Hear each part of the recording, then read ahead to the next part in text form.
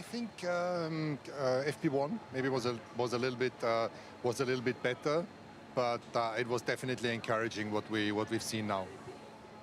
We've seen a little bit of a disparity. I mean, Lewis came out the blocks this morning. He was absolutely nailing it very, very early on, very aggressive. Is George as happy with his car as Lewis? Is George trying to find setup now? What's happening there? I think on the first run this afternoon with the harder compound, I think it was it the medium they used, he was very competitive, and then putting on the soft, it wasn't anymore. So I wouldn't make too much of this today. I think tomorrow we will see. But it kind of feels, Toto, that since you guys brought the big update package to Monaco, the momentum in the team has shifted more towards Lewis. It does seem like George has struggled more and more on a lot of weekends to get to that sweet spot and to get the results that we saw earlier on in the season, or even last year, where both drivers seem much more evenly matched, and if anything, George a little bit ahead. I think we must wait now how this pans out, and we have more data points. This race and then Monza and maybe Singapore, that's three totally different tracks, and see whether there was a shift because of the update we introduced. When we reflect on last year, of course, George on the podium, how close was Lewis to getting a victory there, or was that out of the question? Obviously, that late safety car, just 16 laps to go, sort of put pay to any chances that he did have. What were your hopes? Yeah, we made a big improvement from Friday to Saturday last year, which we're not 100% sure we understand yet, but the car was competitive, and I think putting an emphasis on the race, like we did now, makes more sense than rather than just chasing the pole position.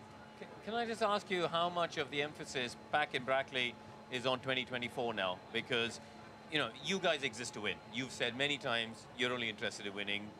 George mentioned yesterday, second place is not a failure and people are overreacting, but you're a person used to winning. So how much of the factory is now thinking about next year? I think what we need is to be, and we are, humble about it. You can't win every year. Everybody has great people in their teams, and you need to just take it on the chin. We've had 8 consecutive years where we won the championship, and now we are not setting those benchmarks, but we want to go back there without feeling entitled to it. But as a matter of fact, we're second in the championship. That's respectable if you discount Red Bull winning every race. How useful was the break for you all, just pressing that reset button, individually and as a team, and what does that do in terms of looking ahead to the rest of the season? What are your targets? I think this time was particularly good. I can only talk about me and my interaction with my direct reports. No emails, not a lot of WhatsApps. I was able to completely shut everything down, literally. Bit of tanning, clearly. Yeah, because there was sun in the summer. I wasn't in the UK, I was in Italy. Not in the UK, there wasn't. Yeah, so that was nice, a nice break. Were you what from Friday can you say? Are you happy with? Have you got some changes to the car that the engineers are being positive about? Yeah, positive. I think we learned a lot now in the session. We did maybe some things that weren't entirely positive, but it's those tiny steps that will matter for the race. Let's talk about Niki Lauda for a moment, because it is, of course, the anniversary of his last victory here in Zandvoort. What does that do for you and the team? I mean, it must feel a bit emotional. I didn't know that. He was never into starts, neither am I. So what is the anniversary? So it was the anniversary of his last victory in Formula One here in Zandvoort, 1985.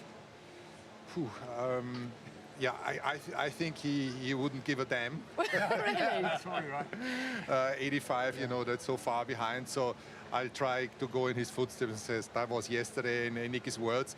But obviously, we know he was a great driver. He was a great chairman, and he's dearly missed. And I've seen you shown the cap, and that is with us every race. Do you still think about him? Do you wonder what Niki would do in situations, when you're trying to galvanise the team and get them motoring again? Yeah, I do, but I think about him every day in various conditions. And I finally, 2 days ago, I saw his boat, the last boat that he had, and I didn't know who bought it and where it was, and suddenly it is there. And I thought that it was the last time we were together when things were good. So, yeah, a lot of thoughts about him. Can I bring things back to the paddock here? I mean, we've seen McLaren, your customer team, of course, do an amazing turnaround from where they were at the start of the year. How much do you and your engineers look at that? The fact that even with these restricted rules and cost cap and things like that, big changes of performance are possible. They've outscored you guys, for example, in the last 4 weekends. Yeah, I think that's great to see. With Aston Martin over the winter, they've made a mega step, which I didn't think was possible.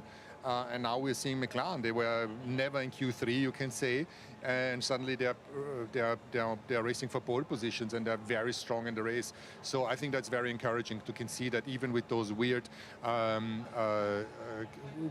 ground effect cars, if you unlock something, you can gain tons of time.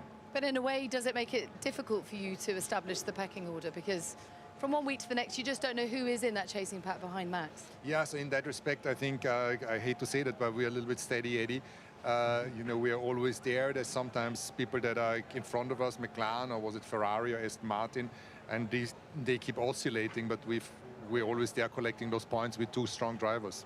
Toto, thank you very much for your time, and all the very best this weekend. You. Okay, final word from you guys. Quick prediction as to who's going to put it on pole tomorrow.